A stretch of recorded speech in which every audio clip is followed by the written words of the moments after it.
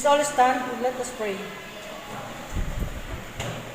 the name of the Father, the Son, the Holy Spirit, Amen.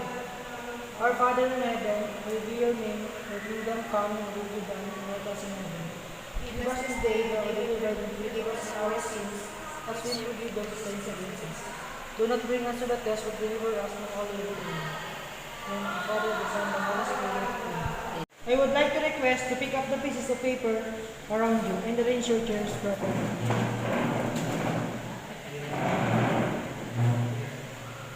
And now, before we go along to our lesson, I have here our first activity. I have here a dice with different colors and numbers. I'm flipping one of the color papers, and the color will stand. And the color will stand for the family you belong. And the number will stand for the counting, and you will be answering the question. Okay, class, let's start drawing.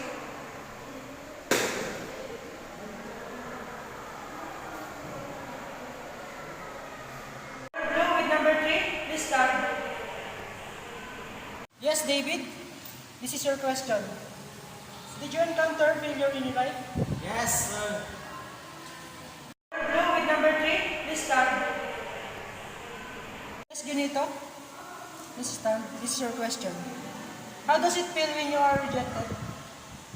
Yes, when I am rejected, I feel, of course, sad because I do not know what's the reason why they are always leaving me like that.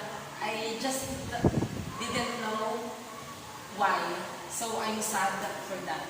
Okay, thank you. Blue with number 3, please start. Yes, Chrislyn, this is your question. How does it feel when your hard work turned to success? I felt overwhelmed because that was my dream. Of course, I need to pursue it. And after achieving it, of course, I felt happy. Okay. Okay, class. Before we formally start the lesson, let me first present to you our lesson objectives that we must attain at the end of the lesson. Please read the chorus. Go.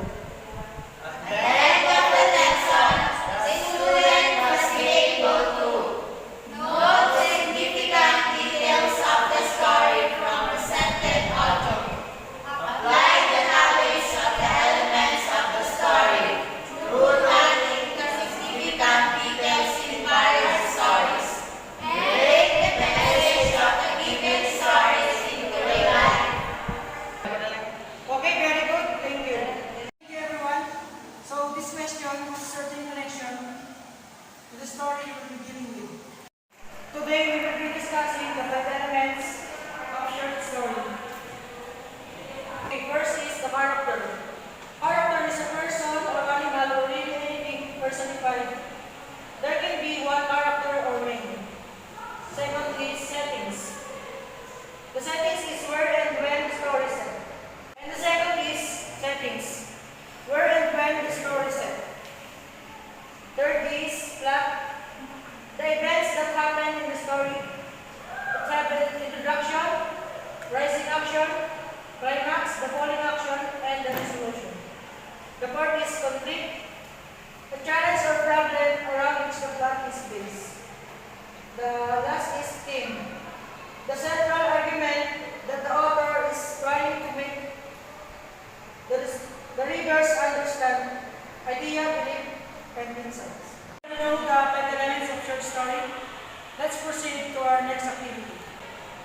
Okay, class, please get 1/4 or any scratch paper that you get. But now I have here my rules. And the second is no cell phone allowed. And the third is note the significant details in the story. Are my rules clear?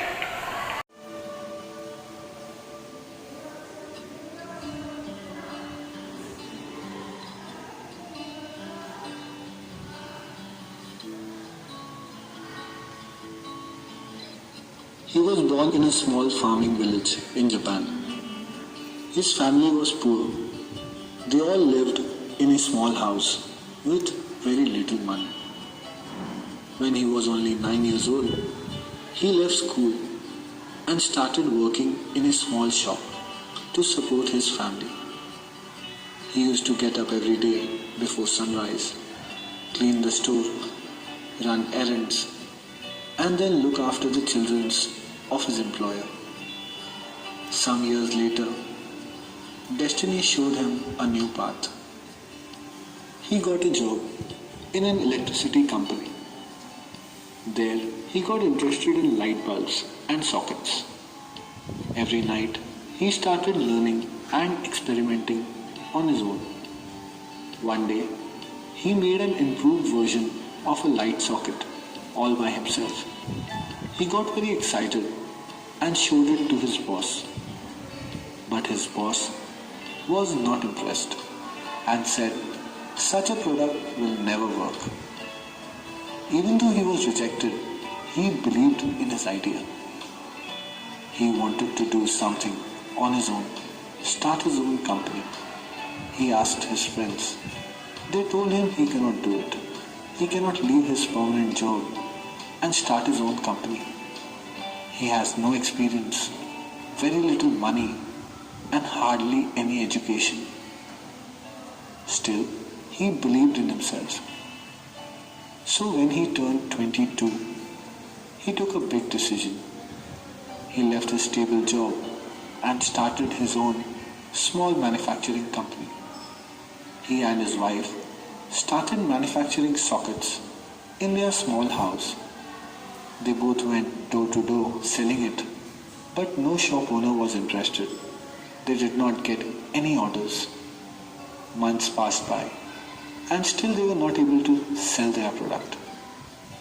He sold his furniture, borrowed money to survive a little longer. Many days he thought, "I will give up and go back to my job." But in the morning, as the sun rose, he was out on the streets looking for orders, surviving for one more day. Then came a time he was almost bankrupt. And just when he was closest to giving up his dream, that's when a miracle happened in his life. Out of nowhere, he got his first major order of 1,000 pieces. Now, 100 years after that first major order of 1,000 pieces, his company now has over 250,000 employees with annual sales of $65 billion. His company products are now sold across the world. All this was made possible by a man with no education and no money. All he had was a belief in himself. His name is Konosuke Matsushita. The company he started in a small house is now known across the world as Panasonic. Okay, class, let's start drawing.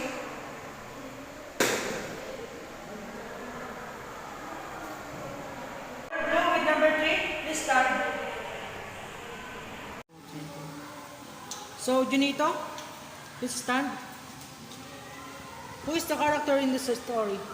The character in the story is the boy named Konosuke Matsuhita. Okay, thank you. Okay, David. What is the settings in the story? Settings in the story is 9 years ago at the small house. Okay, thank you. Okay, Mr. Junito. What is the plot of the story? Okay, the plot of the story. The story started when there was a boy, and after a lot of time or years, he decided to get a job.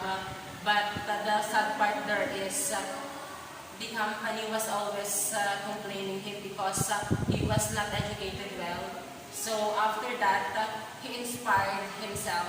He experimented about by himself, but again, the company always complaining, and he inspired with that situation.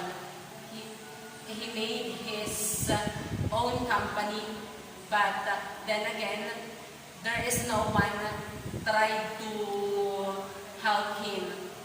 So at the end of the day, the boy, because of his inspiration to rise up, he is now a businessman, and I am very proud to him because he have now a lot of businesses.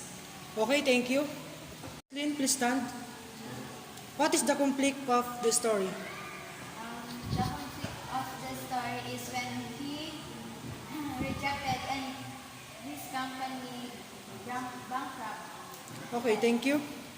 What is the theme of the story? The theme of this story is don't give up. Okay, thank you. Very good, class. It's nice to hear that you really understand the elements of the story. So let's have an activity. Group yourselves into four. Counting. 1, 2, 3, 4, 1, 2, 3, 4, 1, 2, 3, 1, 1. 2, 3. 1. So now go to your respective group. So I have here different stories. And you need to follow my rules.